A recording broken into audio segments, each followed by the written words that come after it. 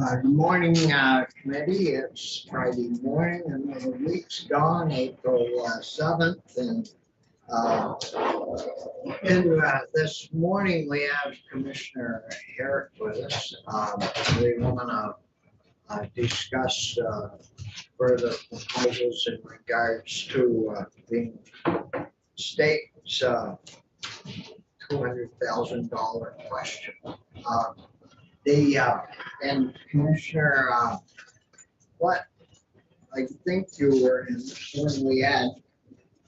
when we had the federal people in to talk about federal coverage for damages on crop damages on farms, and that didn't seem to our issue with deer and vegetables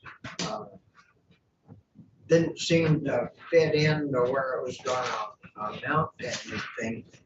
And so we had a little committee discussion because we know the situation you and the agency department's in. And we were wondering if we took the present law and capped it out at a certain level,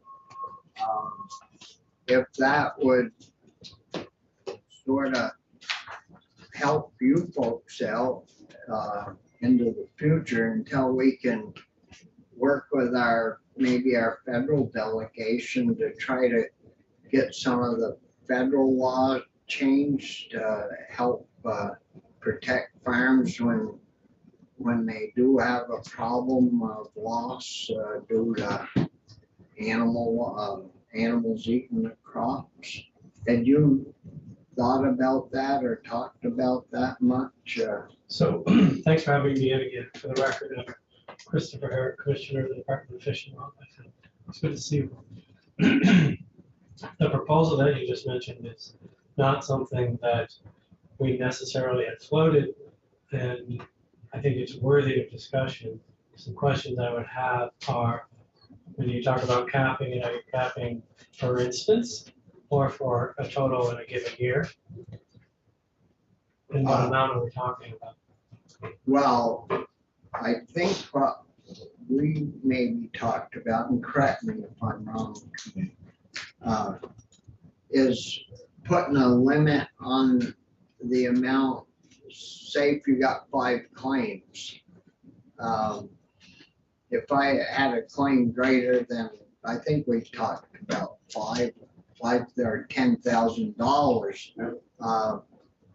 So if you had 5 people all put claims in, if it was capped at the way we were thinking, at $5,000 per claim, it would still cost you $25. But I think when you testified, you said you get maybe 1 or 2 a year at the most, and in some years none, and until this bombshell landed on you, you hadn't given it too much.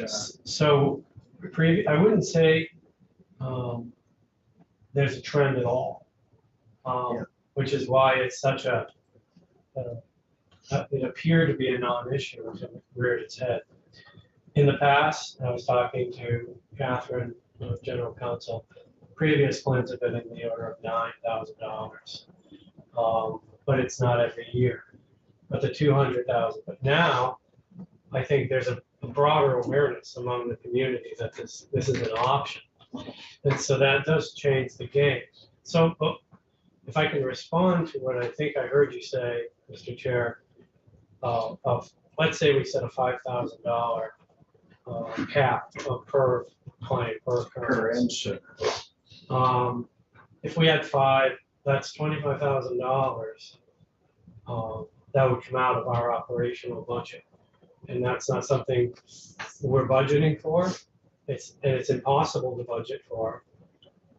I would ask, would the committee be willing to have $100,000 put in our budget as a contingency? And then if it was spent, we would draw out of it. If it didn't get spent, then it just rolled back in.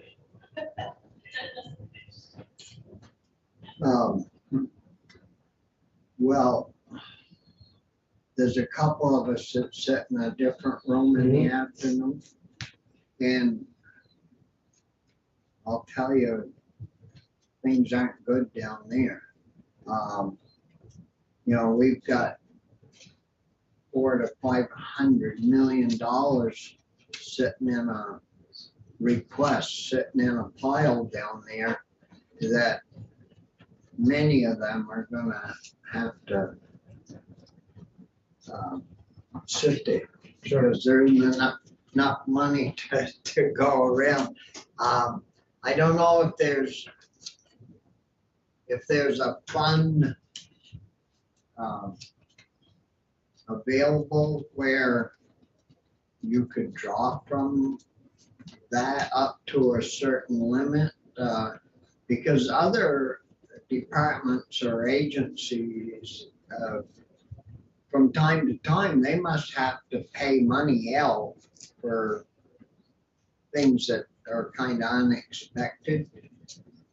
And I haven't talked with our chair down there in regards to that issue. If there's, you know, I know the state has extra money that sits in the kitty because you might not have a position filled or two positions filled, and so you've got money sitting there that you kind of use up for other things, even though it's for positions. And do you know anything about that from your past history of being in folks like in the House, Richie? Well, we have had little funds like this. My question to you is, if the parameters that you laid out $5,000 in event, if that had been applied, what would your history been of drawing down? Well, you probably wouldn't even been here to see us because it'd Be $5,000 right now, but that's presupposing that the fact that I've been in here and testified, that the agricultural community is now aware that this exists. And if I was a farmer growing organic, and I'm not, but I would say this is a good deal. I can just plant, do my hard work, and I know that hanging out there. So it's hard for us to estimate based on the history, is what I'm trying to say. Can you please remind me, Commissioner, we heard about the federal crop insurance last time, but is that not sufficient for people to just pay those premiums? I am not in a position to speak on behalf of the farmers and their ability to, why they wouldn't avail themselves of that. Is there anything that's not covered by that? They would apply to you for? Well, in this, I don't know the ins and outs of the insurance. They certainly would be people to ask better than I. But in this particular instance, you know, it's a legitimate claim, and it's 200,000. I was shocked, but it's. I went through it line by line, and that's my job is to, you know, fiduciary responsibility among other things.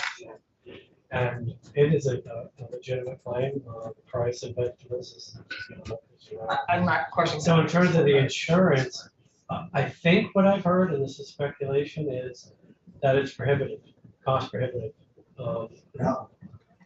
Well, and John, do you know John Roberts? I do know. He's the head of ASCS. Okay. And he's checking on that, and he thought he was going to hear last week, you know, more about it, but we checked with him earlier this week, and he still hadn't heard back from DC. Can I just respond to your comment about vacancy savings? We carry very low vacancy savings, and it's primarily among the warden service. If we have openings, I'm hired. My staff is stretched to the limit right now. And so when you see 2, maybe 3 vacancy savings, that's an accumulation of 4 months of vacancy here as we move people into the academy. I have 3 down at the academy now, but we'll have attrition. And so we can't, it's not an instant, somebody leaves the warden, we instantly hire. So we're not making any money on our vacancy savings. It's not something I budget. It's not a tool that I use. And as far as $25,000 out of my budget could end up costing 4 times that amount in federal drawdown, whether it's PR or DJ funds. Oh, because you do matching. Yeah, absolutely. That's what we use for a lot of our work in our habitat purchase and management. And that's why I'm so protective of it. And I don't have money lying around, I can assure you. We are on the margin on a regular basis.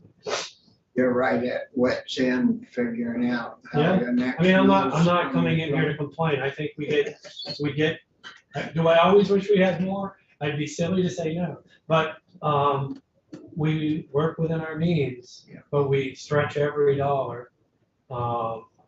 There's no luxury at Fish and Wildlife. I don't have a car. When I was at public safety, I had a car, but I don't have one. You don't even have a car. Not issued by the state, no. And that's okay. I knew that coming in. Yeah, but we have legislators here that want insurance. Oh, well, I'm not They kidding. knew it, they knew it coming in, but by golly, they're asking. I didn't know we were talking about traffic. I'm staying out of that. But I just want to make it clear that I made every division in my department go through and contribute to, so just to remind you, it's a $200,000 bill that we're on the hook for. There's a one-time $150,000 in the appropriations bill, which is, okay. So that left a gap of 50,000. I went to all 5 of my divisions, the wardens, the outreach, wildlife, fisheries, and my business office, and said, I need you to contribute an equal amount if you can to this 50,000. And so they all had to take haircuts. So that means Something's not getting done that should. that's right. That's right, because, and so, or what it means is for instance, my small mammal biologist, who is brilliant, and if you ever want to have an education session about bats, I'd have a listen in. But now we're having the long-eared bat is now being duly listed by the feds. That increases our workload. I'm not hiring another bat biologist to assist her in doing all the surveys that are needed, because as they go out and do development and forestry work and AOT's doing work, we need to make sure there aren't any long-eared bats out there. I mean, these are the kind of day-to-day operations that are going to be impacted. Yeah. Well, go ahead. Thank you, Mr. Chair. So I'm very sympathetic to what the commissioner is saying. You guys from the other committee, if we could find some money Yeah. and just let it sit there over a period of time. If it doesn't get used, it doesn't get spent, nothing, nobody's hurt. If it does, then at least the commissioner has a little bit to fall back on. I don't know what the magic number is. 100 seemed reasonable, but maybe it won't be 100, maybe it'll be a little less than that. And based on what I'm hearing for sort of past experiences, and I'm fully aware that probably every time you talk about it, more and more people get aware of it, and all of a sudden there may be more of a demand on it. But it seemed like if it was capped at 5, at least 50 grand would help make you feel a little better. But it's up, you know better than anybody else in this room what the likelihood is that we can do that. the House put the 150 in. So, but they put a truckload of stuff in. That's gonna have to come out because they didn't leave any extra money in the budget. And I don't know if you've heard the governor at all talk about it, but it was unreal what they shipped us and it's gonna be a dogfight down there. But I wanna try to take care of your situation because was the claim that you had to pay, was that the retail price or the seed and fertilizer and It's cost, it's retail. It's what they lost. it We don't cover the seed. It's the actual, so these are gonna be arbitrary and made up numbers, but if 10 pounds of broccoli is at $11 a pound, is what they would sell it for, that's what we're covering. See, that part is wrong, Well, because if you called Salvation Farms or Pete Greens that grows hundreds of acres, there's always a percentage that stays right in the field, and that's how Teresa from Salvation Farms, they go in the field after the grower gets done taking what they want. They go in and pick sure, the rest up, and then they give it away and sell it for a reduced price. There's no way in heck the state should be paying the retail price of that product. It should have been like the cost of getting the land ready, the cost of the seed, and if they spent a month or two weeding and all that. But golly, I mean, I might get into growing a few veggies up next to the woods at my place if you're gonna pay the retail price. I'd like to make the cap $1,000. I mean, Star veggies. yeah, Vegetables and trucking company. Right. well, you want So I to would, get what I the also, money. what I'd like to mention is, it's based on their previous year's sales too. So they have to have had a history that they can demonstrate. Yeah. So that they're not coming in and saying, hey, we would have sold 10,000 pounds of this. Catherine can speak to the deed. She spent a lot of time with the claimant. It was a very good interaction. I mean, we were just trying to get to an understanding of how did you get to these, because we don't do this, thankfully on a regular basis. In terms of the methodology and all that, I didn't write the statute. Well, I mean, it's overdone and. Correct. And of course, we gotta pay the bill, but we need to protect, the state's interest to some degree so that you aren't getting robbed. I wouldn't say we're getting robbed. Well. And I no, don't want you're- anything I've said to be classified that way. It is a legitimate claim based on a legitimate statute. Yeah. Yeah, that's your take on it. I have a little different one, but that's okay too. I get elected, and the only way I can get fired is if the voters don't do it. If you say the wrong thing, you. Oh, no, I say the wrong thing a lot, Senator. Well, Irene, So if the statute is the issue, can you remind me why we're not just changing the statute? I understand you owe this claim, but going forward, I mean, I'm looking at my notes from March 24th. And we're told by Rebecca White that it's relatively expensive. The US government discounts the premiums of the federal crop insurance. Why are we not letting the federal government handle the claims of the people who want that coverage? It's like any other kind of insurance. Why are we not changing the statute? Now that we've seen there's a huge problem. the federal statute. Our statute that allows someone to claim $200,000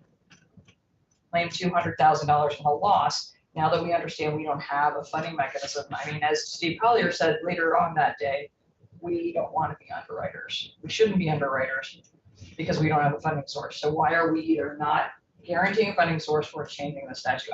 Again, I'm too new, tell me why, but I don't know why we wouldn't change the statute when we have this opportunity.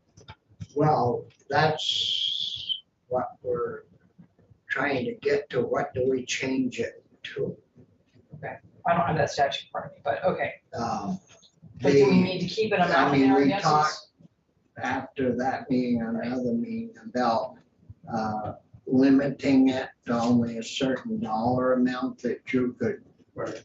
Right, but I don't know why we need to be underwriters at all. Like I Well, you said, mean I'm going just back to Steve's question. Repeal, what happens Why if are we just doing that? repeal Oh, if you repeal the law, well, that's. That was our initial request. Okay, so why are we not talking about that? Because if we have no money, if a Apropos is already underwater, why are we, just a question, sorry, I mean to be uncouth. That's why we're not talking about undoing the statute rather than should be $1,000 or $5,000. Why don't we just undo it and take you out of the business of underwriting? Because you clearly have other things to do. Well, clearly, from what I understand with this is somebody that has 550 acres and we've never posted our land. I think going forward, I'll post my land to all hunters. Okay. And when the $10 million, $11 million that's coming in from license fees out of their $30 million budget, find your own land to keep your deer. See, that, And so as somebody that owns land, there is some balance. What responsibility do we have to the landowners and the people that are allowing people to hunt on the land versus, and I say that fictitiously, but I mean, what responsibility do we do to them? I'm old and I've been around here a long time. And what I would say to the commissioner is, there used to be a time up until the early 2000s, that there was no general fund contribution to Fish and Wildlife, and Fish and Wildlife well before you took care of itself with its licensing fees. You now, in the 2023 budget, have almost $7 million in general fund dollars that comes from the general public. This is something that the interest on both sides are different and in that place, and we're running a balance. And I think what the chairman is talking about is where should that balance lie? Okay, I didn't realize that this had anything to do with hunting because deer go where they will. No, I don't know, yeah, But you know, I don't have land so opposed, but you have all these landowners out there, right? you know, and yes, we do have some public land that we offer up. But I would submit to you, the bulk of the land that people hunt on is private property. But what does that have to do with whether people get crop insurance or not? Well, if you own property and you're raising something that's valuable, and the deer destroy it, you know, it's a balance between where does the department get its revenues? And, you know, it's a balance. Right, but the deer go everywhere, don't they, unless you fence something in. Well, you know, I Lucy mean, doesn't address the deer problem, does it? well, quite frankly, I listen to it all the time at home. Okay. John goes, I don't want people walking under my window in our dining room with their dead deer. We got, you know, she's got 280 acres and she says all the time, I don't, and they still do. And we still haven't posted. And we have this argument every year. Should we post or should we not? And I've always won that argument. But it gets to a point that they depend on revenue from the public. You know, it's a balance back and forth. Understandable. I just don't know how we stop deer from damaging a crop Right. and how we protect the farmer from that It's- damage, and I don't think the state should be in that business, I guess, is where I'm coming from. that's totally legitimate. And I get that, but I think what Bobby's suggesting is, it's a And as balance. and we've been promoting small farms, been promoting local grown foods, and as we get more of these people diversifying into the small fruits and veggies, the more the state's deer herd's gonna be moving in to eat those things. And so there ought to be some system where there's a little recovery, but this paying the retail price for stuff, I mean, it's a wonder you don't get $1 million a year in claims or two. We might now. You might now, sometimes you're better off to let a sleeping dog walk. That was part of the calculus on this, but I also realized that it's unmanageable in terms of budgeting. I have no way as the fiscal manager to predict my budget. Well, And, I think absolutely get that. okay, I mean, and with respect to deer doing damage, we also proposed a little more flexibility with allowing folks to kill deer that are damaging crops. Yeah. That has been something that's allowed. Our wardens work with that, with depredate. We make it somewhat easier because we recognize what you said, Senator Lessman, that they damage a lot. This is also why here's the balancing act of working in fish and wildlife. Hunters say there aren't enough deer, but we've managed them down for a reason, because as our footprint as humans continues to grow, and it does, the habitat for deer continues to shrink. And if we don't shrink the number of deer, then we have more of these conflicts that you're discussing. We also have deer that are going to starve. And so I tell the hunting community, you may have fewer deer, but they're healthier deer. And that's what we really are targeting, is a healthy deer crop. We could have unlimited if you wanted. That would be not management, that would No. be mismanagement. We do away with hunting, we might get. Well, again, but if some people had their way, in terms of, even on the hunting side, it's, you can only shoot so many deer, so many there is a scientific basis for everything we do. The other day, not to get away from this, but the other day, my wife said, come look at this. So I went out into the dining room and looked out the window into our field. And there were 12 deer out there grazing away in the field. And the only thing that separates them from the back lawn is we got a horse pasture, and the horse was watching them, and they were watching the horse, and I mean, it was pretty. Well, we like that's seeing- unusual these days. Yeah. I mean, when you up in Canaan, where I have a place, there were deer yards with 30, 40 deer at a time. Yeah, it's pretty, you don't see it much anymore, because we're losing our deer yards. Yeah, And that's something I think they wintered up in the pasture, in the back pasture that I own, but they were out there grazing the grass. So anyways, to get back to our issue, we can talk with the folks to see if they could, if we could get a certain amount put into a kitty, because I don't, as chair of ag and the ag committee, I certainly don't want to be promoting vegetables and fruits and growing all this and then having the deer, which are owned basically by the state, coming in, and our bear even too, but we hadn't better open that up any wider than it already is. But deer coming in and, wiping out without any recovery, so I really don't want to do away with the law itself, but I'd like to cap it at a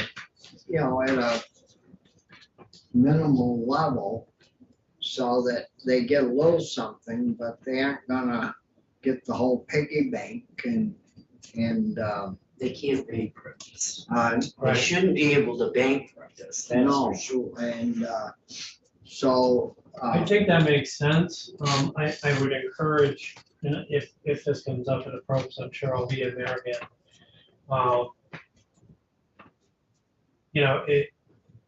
The cap makes sense to me, whatever, but if it ends up coming out of our budget, I'm just gonna be sitting with a budget adjustment request. And so I don't know that that's the best way to do business. It makes sense to plan ahead, plan accordingly. And if we are gonna be in the insurance business somewhat, then we should invest on the front end. We should Well- know what that is and say, we have $100,000 to draw down on, but that's just gonna roll over year after year. We probably aren't gonna tap into it because the work to get $5,000 may not be worth it. Well, that's a possibility of moving forward, but we need to do something this year so it Right. doesn't happen again this fall, because the word gets around, you'll be buying a lot of veggies. Right, and I do, I buy organic veggies, Well, but not this way. You're gonna need a bigger truck. Do you know anyone who has trucking? Yeah. I'm just wondering what kind of staffing cost this is, because we can allocate some amount of money to cover any potential liability, but if for somebody who's already maxed out with other duties, do you have the staff to set aside to manage 100 No. requests that come in for $5,000? Because I want to make sure that when the word is out that you've got money or you might have money, I think we should look at the total cost, and that's staff time also to administer whatever underwriting you end up doing if we don't change the law. Yeah, I mean, this one case took a lot of time, but it's huge. If you extrapolate down a $5,000 claim, it would stretch our staff. But again, at this point, I'm guessing, are we gonna get 5? Are we gonna get 10? What's the breaking point? And I haven't done that analysis. Because this is so new, and I don't have a sample size to really draw a good conclusion. So that's a good point, but what I don't want to do is start creating a line item in our budget for staffing for this, for covering, because then it becomes a thing. And I don't want it to be a permanent thing, which it already is. We might, we'll have to talk with our chair of the other committee. But it's gonna be, I tell it the way it is, and it's gonna be rough getting 100 grand. And maybe Roberts will come back with something, but those guys in DC, they pay for all kinds of damages. FEMA does for, freak storms, Right. wind. I would say, I think of this for acts of nature. In the transportation fund, we've long had a small pot of money that supplemented the emergency when a federal disaster happens. And we've all long had like a $750,000 fund that if emergency didn't get cleared, we take care of it in transportation. They're asking us to put away $15 million, in which we had that discussion yesterday in committee, for acts of nature, for communities, roads, people's driveways, that sort of stuff. In there, if for the FEMA. In many respects, I think a deer coming up eating your apple trees that you just planted new and killing them is an act of nature. So there is a precedence whereby we have had insurance funds for transportation and that in that. And the question, and I fall in the corner that Bobby does, you know, certainly have to protect the state, and we have a responsibility to protect the state. We gotta find 150 to cover at least part of your losses for this one in that, and we hate doing that, but how do we be fair to everybody involved? Right.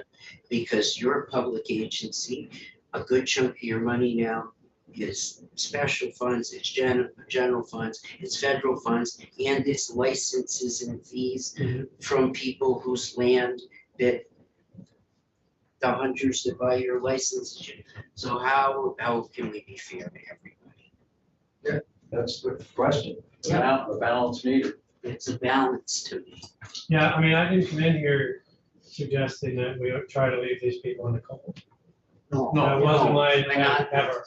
And I think Senator Collmore in my first presentation acknowledged that I usually commit to trying to find a solution. Yeah. And that's why we worked with Rebecca White and insurance, but that's not my area of expertise. Which is exactly right. I don't want to be an insurance agent. so, you would, support a language with a cap in it, Yes. but you'd like to have a fund of money kind of set aside that you could pay that. Right, and if we didn't pay, if no claim, it stayed, we didn't use it for any other means, It and was that would be clear. Yeah. This isn't a money grab by any means. Yeah, it'd be solely to cover Correct. crop damage. Yep. Well, because we didn't really talk about capping it out the last time, but when we found out from John Roberts that there was no federal way without a change in their law, we had to start thinking differently, so. Great.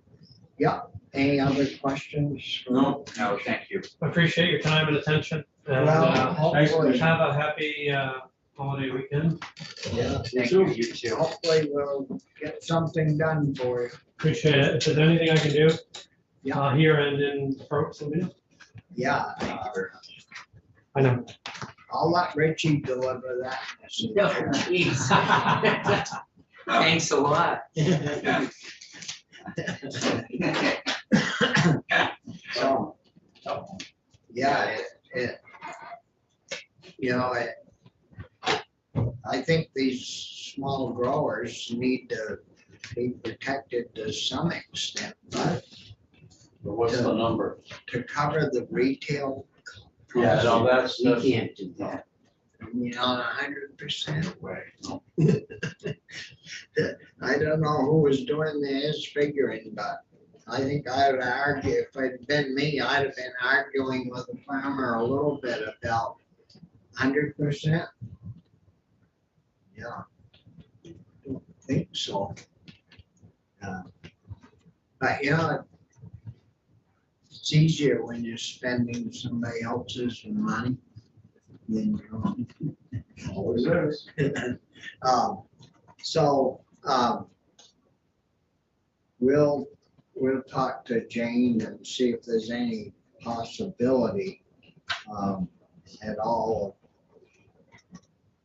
I think capping it is a Uh, good, I think capping is a good first step. And then, you know,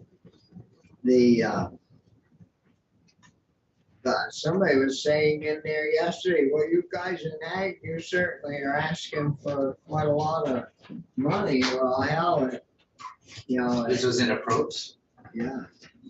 Well, I think your they were- counterpart Was he? raised, but I mean, not No, I know. not serious. Yeah, yeah. well, I know. I Joking. it wasn't serious, but I wasn't really clear it was just ag. I thought your name was mentioned when Bobby was asked. Oh, yeah, Oh, yeah. okay. So it wasn't the ag committee. I don't think we could get all the, but he's got a few wishes. Yeah. Well, anyways, we'll, next week, maybe we'll talk with Michael about drafting up something, because I understand, where the commission's coming from. I mean, I don't know why he hasn't asked in approach for set aside money for this, but I don't think we heard that from him in there. No, I don't think we did. No. So, Michael's working on, with, Bren from the cannabis group and Michelle. And, Michelle Childs is a legal person for judiciary and their draftsman. And I met with Allison yesterday about, there's about 3 sections of the cannabis bill that we're gonna present to economic development. And so remember we had John Rogers in back a while ago with a whole list of things. And so we're gonna try to get something drafted up to meet some of those demands in the growing and I think the cannabis board, there's 3 tiers of cannabis growers. And I think they're gonna recommend to do away with the 3rd tier, so it would be the little ones and then the next size up. So we'll have that coming, hopefully next week, to work on that, try to get that out.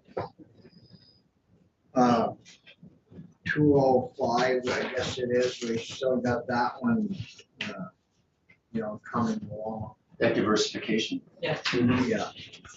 And I don't know, if you've any kind of a report yet on school meals, right? So we met yesterday, and overall, I thought we had a good discussion. Couple questions were raised. I asked people who else they want to hear from. We're going to get the fiscal note. We're going to hear a little bit more from principals and teachers.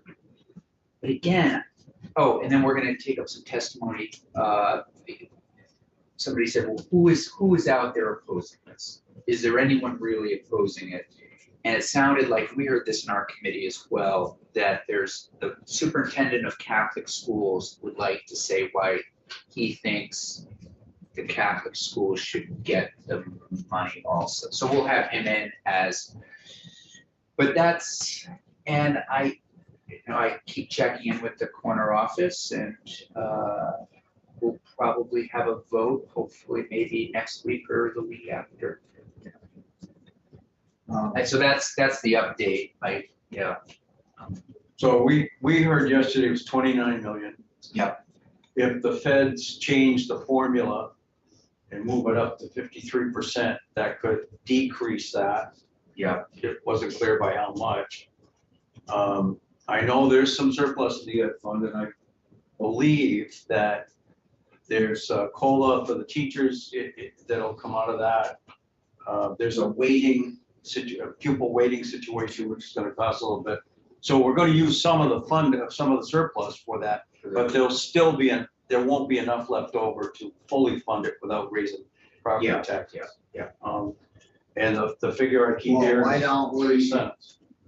The COLA, why don't we say that's what's raising the property tax and use, and, instead of, cost of living, teachers get a raise every year, as far as I know, they Yep.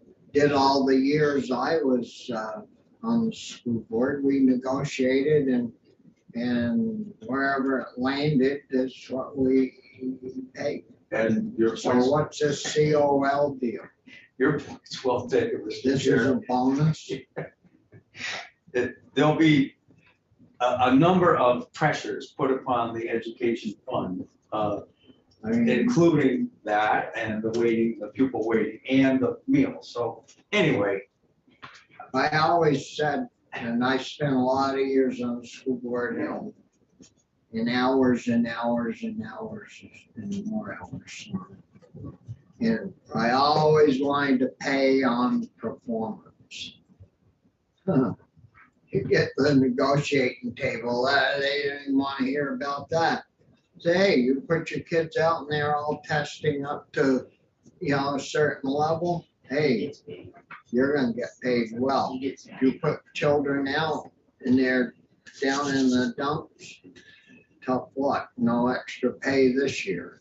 And, you know, I don't know, it's the way I operate my business. If I had a driver that really driving off produced the road. and didn't, you know, got along good with the customers and didn't come back with a fender missing on the truck and I mean, those guys, I paid them well. I mean, hell, you can be a tag-along teacher and get the same pay the best one in the schoolhouse gets but you can't, you know, the union's so strong that you, I mean, and Anyway, I've never changed my ways I know. about talking about things. And I mean, I'd invite them all in the room and at the schoolhouses, the school board meeting. That must have been fun. Oh, God, yeah. But yeah, we were, they always supported. I think you'll see a 5-0 vote running out of that. You think so? We talked this morning. I just, and we don't, yeah, whatever people want to do. Well, I mean, we've learned that a hungry kid doesn't do well at all in any form, educationally or physically or, Sports. you know, they act out. And so no, that's, Thanks for that help. Well, Well, thank you for looking. the, so we'll, you know, we'll just support you guys and And I did say yesterday, I said, hope I understand that turn, I said, we may get a letter from Ag, but if you know, the other thing is chair back down and just say, he's fully supported, you know, we'd love to have I you think- send it in. we haven't taken. it's right in this room too, isn't it? Yeah. So you wouldn't have to move except one chair over. Yeah, Right. yeah, we could move. And, no, that'll work for him. Thanks. I mean, if we didn't support you, you might not share your room with us. No, I'll always share the room. After seeing that room, are you kidding? I spent 8 years in there, it wasn't all that bad. I did talk to the chief curator. They are gonna put something up that says Office of Robert Starr. At some point, I mean, Yeah, I think it makes sense. yeah, I need that. I mean, bad enough having it on the phone. You see my new phone? No, I didn't see it. I got a new phone on my desk. Oh, down there? Oh, good. Well, I mean, it's all we ask for, right? Yeah. Is a core. That's right, I remember I you tried can to get call. away from Linda's head and talk on it. We just wanted a longer cord. And, oh no, somebody could trip on. I Get have a her, but little, we'll take care of it, and Shotty come in. He must have spent most of the morning in there setting that up. And little problem with down through the Robert hole, Starr under the office. table and under the protector on the Really? floor. But, It ought to be the Robert Starr room in Not office. perpetual nature. Right. So don't get. forevermore, yes, yes. rename it, We so rename it. That's right. forevermore, it's the Yes. Robert Starr room. That's Yeah, right. Dave Sheets would really like that. Christy. We'll commission, I'll chip in on the portrait that they'll paint of you. Yeah, Oh, well, but then we gotta have a I- portrait. And the walls have to be a pastel color. Right. Yeah. There'll be a couple portals. You know, and the portrait of Bobby looking down on. Right, right. Yeah, there was no need of any of that, Which, kicking us out of the room. I mean, we could have gone down to oh, right, yeah. the sergeant of arms room. Yeah.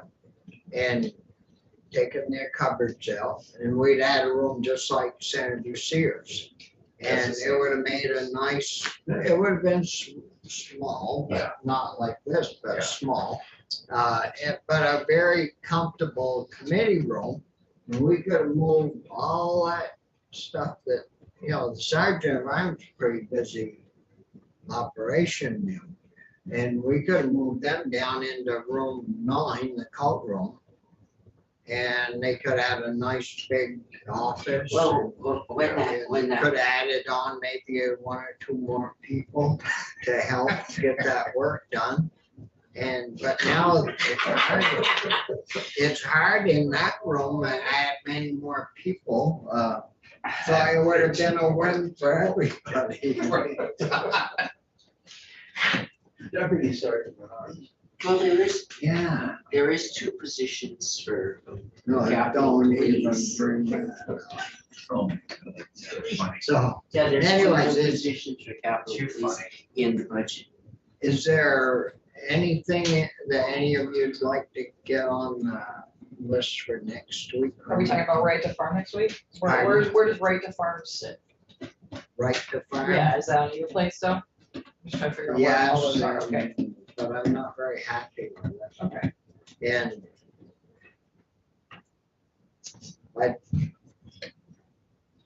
I think rather than send it out halfway, half-baked,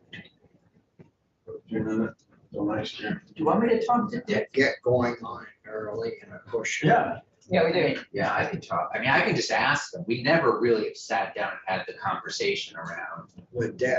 the Dick. I mean, if you want, I can go and chat with him and just say, is it, I'm happy to have the conversation.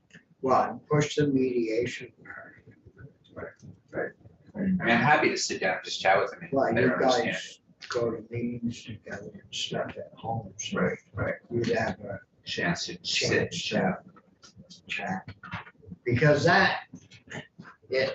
we shrink farms and grow farms, I mean, the little guys are going out, but they don't all sell for the bigger guys. There's some people that come along with a lot of money. Yeah. That want to own 100 or 150 acres, and they'll buy, as we get more of that and less farms, it's important to have a fair and equitable Sure. law to protect them a little bit. Goodness. We were talking about with Dave Miskell earlier, you met him, and about odor and Charlotte's put in an odor ordinance because hemp or cannabis smells. It does give off an odor. And so they've got a smell ordinance. Well, that gets going good. There'll be one on Kelman or whatever. Wait, where's that? Charlotte. Charlotte. Charlotte. You haven't Is read that the about, first one? I hadn't heard about that. Oh, really? or you haven't read about? No, Oh, now we have a precedent, Is look out. there a big marijuana farm up there? I have no Not idea. there, no. Not big.